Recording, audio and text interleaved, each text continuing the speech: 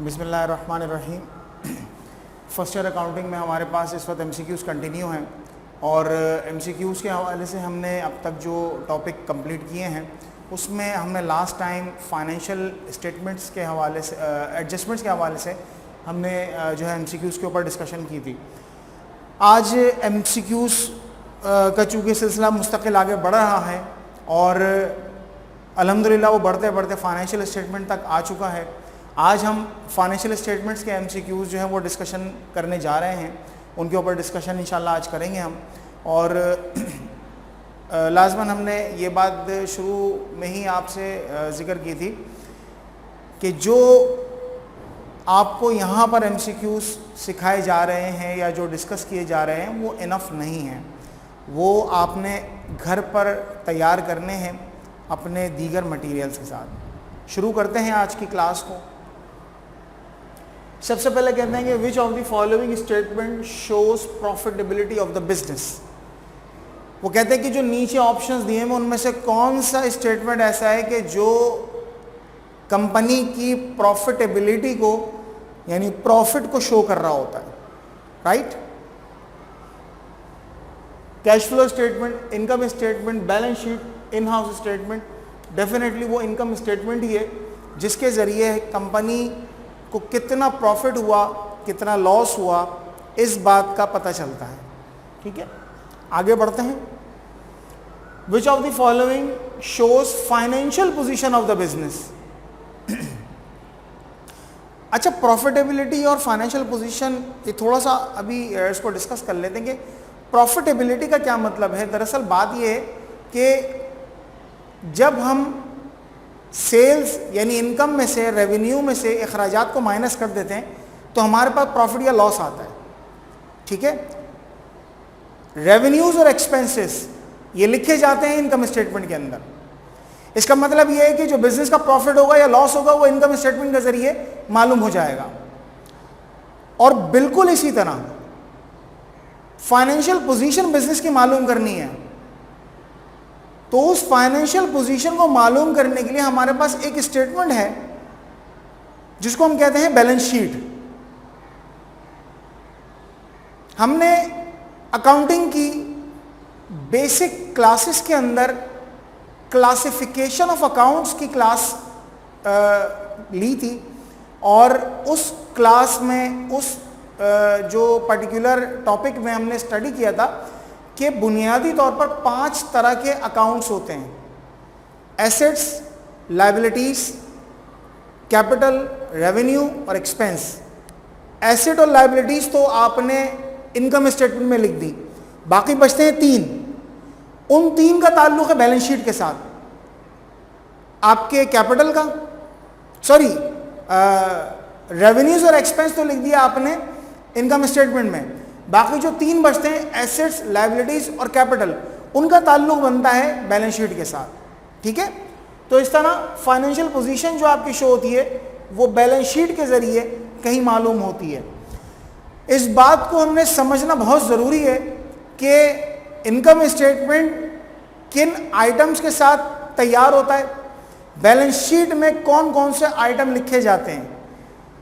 सवाल को सॉल्व करते वक्त हमें इस बात का बहुत ध्यान रखना पड़ता है कि हमने कहीं कुछ गलत तो नहीं कर दिया, तो इंशाल्लाह ये चीज़ प्रैक्टिस से आ जाएगी। आगे चलते हैं। Cost of goods sold equals. Cost of goods sold बराबर है, इक्वल है किसके? Sales minus purchase, purchase minus closing inventory, sales plus closing inventory, opening inventory plus purchases minus closing.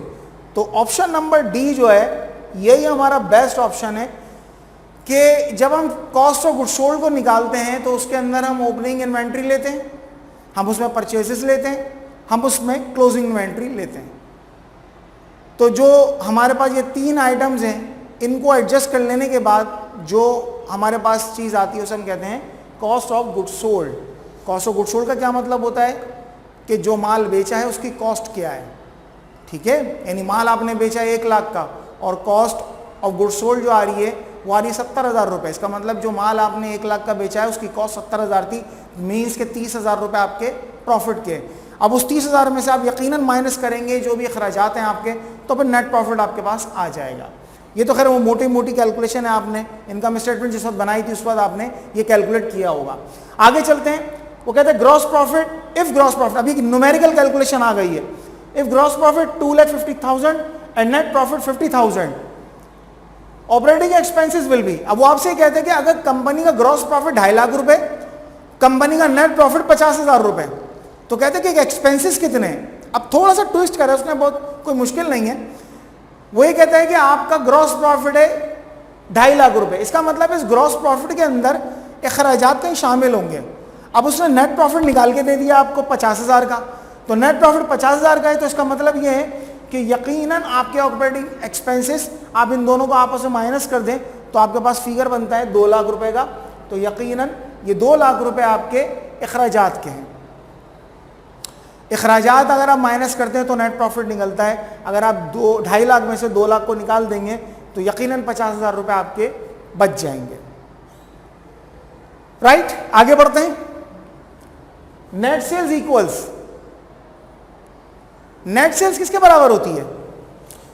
वो कहते हैं कि sales minus closing inventory, sales minus operating expense, sales minus return minus discount होना चाहिए, sales discount है, sales return है और sales discount है, ठीक है, जगह की कमी की वजह से उसको थोड़ा शॉर्ट लिखा है।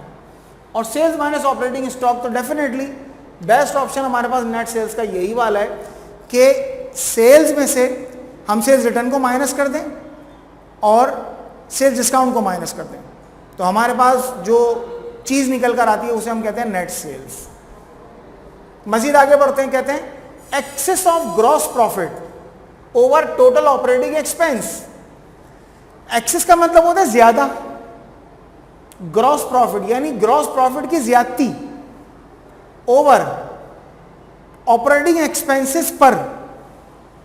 आसान लफ्जों में इसका मतलब यह है कि अगर ग्रॉस प्रॉफिट ज्यादा है और ऑपरेटिंग एक्सपेंसेस कम है तो कैलकुलेशन के बाद क्या चीज निकल के आएगी? Net loss, net profit, sales या रेवेन्यू। अंडरस्टूड सी बात है कि अगर आपके पास ग्रॉस प्रॉफिट ज्यादा आया है, जैसे हमने अभी डिस्कस किया, हम एक एग्जांपल ले लेते हैं छोटी सी, कि फॉर एग्जांपल हमने कहा कि 1 लाख की सेल्स हुई, उसकी कॉस्ट थी 70,000 रुपये, तो 30,000 आपका आ गया यानी sales minus cost of goods sold, तो ये आ गया ग्रॉस प्रॉफिट, ठीक है, ये आ गया जीपी। माइनस कर दिया आपने ऑपरेटिंग एक्सपेंसेस 10,000 रुपए के, तो जो बच गया ये आपके पास क्या आ गया? Net profit. अब देखें, हम इस एग्जाम्पल से समझते हैं, excess of gross profit, gross profit ज्यादा है over total operating expense, total operating expenses के फिगर से। तो देखिए यहां पर भी 10,000 एक्सपेंसेस का फिगर है और 30,000 ग्रॉस प्रॉफिट है, तो नेट प्रॉफिट निकला है आपका। इनफैक्ट इनको माइनस कर लेने के बाद वो यही बात बोल रहा है कि अगर ग्रॉस प्रॉफिट ज्यादा हो और ऑपरेटिंग एक्सपेंसेस कम हो तो फिगर क्या निकल के आएगा? उसे हम क्या बोलेंगे? तो लाजमन उसे नेट प्रॉफिट बोला जाएगा, ठीक है। आगे बढ़ते हैं। The following accounts get close at the year end. वो कहते हैं कि साल के अख्ताम पर इनमें से कौन से अकाउंट्स क्लोज कर दिए जाते हैं? Income liabilities expense, asset capital expense, income expense और ड्राइंग, सेल्स कैपिटल और ड्राइंग। अब मैं इस एमसीक्यूज के आंसर पे डिस्कशन से पहले मैं थोड़ा सा आपको बैक पर लेके जाता हूं।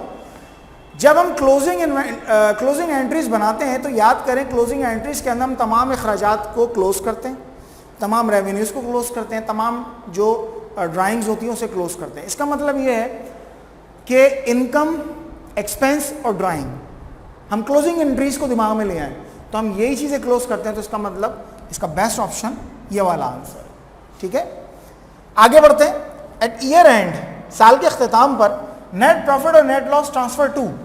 जब साल का अख्ताम हो जाता है तो नेट प्रॉफिट या लॉस लाजमन निकल के आता है जो इनकम स्टेटमेंट से हमने निकाला होता है।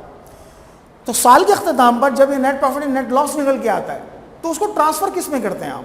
यानी क्लोजिंग एंट्रीज ही की बात कर रहे हैं इनफैक्ट ये, क्या लायबिलिटीज में ट्रांसफर करते हैं, कैपिटल में करते हैं, इनकम में करते हैं, सेल्स में करते हैं? डेफिनेटली प्रॉफिट या लॉस का ताल्लुक ओनर का जो खर्चा है उससे तो वो कैपिटल के अंदर कहीं जाकर एडजस्ट होता है, क्लोज होता है। आगे बढ़ते हैं। Liabilities which are payable after 1 year, ये तो बहुत आसान है, बिल्कुल बिगिनर क्लास का, यानी वो लायबिलिटी जिसको आप 1 साल से जायद के अरसे में अदा करते हैं। एक तो वो लायबिलिटीज हैं जिनको 1 साल के अंदर अंदर अदा कर दिया आपने, एक वो लायबिलिटीज हैं जिनकी अदायगी 1 साल से जायद के अरसे में हो रही हैं। क्या वो शॉर्ट टर्म लायबिलिटीज हैं, लॉन्ग टर्म है, करंट एसेट है? नन। तो डेफिनेटली वो कहलाएंगी लॉन्ग टर्म। अच्छा, आपने इससे पहले नॉन करंट लायबिलिटीज पढ़ी हैं। नॉन करंट लायबिलिटीज या लॉन्ग टर्म लायबिलिटीज एक ही बात होती है। तो स्टूडेंट्स, हमारा ये जो फाइनेंशियल स्टेटमेंट्स के हवाले से कुछ एमसीक्यूज थे वो यहाँ हमने डिस्कस किए, और उम्मीद है आपको ये समझ आए होंगे। आप अपने पास जो मटेरियल मौजूद है उसको भी अपने पास देखिएगा, ताकि आपको ये अंदाज़ा हो सके कि मज़ीद किस किस किस्म के एमसीक्यूज आ सकते हैं। इंशाल्लाह जब ये टॉपिक्स मुकम्मल हो जाएंगे सारे, तो हम अनसॉल्व पेपर के एमसीक्यूज को भी डिस्कस करेंगे, ताकि हमारे पास जो है वो प्रॉपरली एक चीज़ की डिस्कशन जो है वो आ जाए। इंशाल्लाह आपसे मुलाकात होगी अगली वीडियो में। अस्सलाम वालेकुम।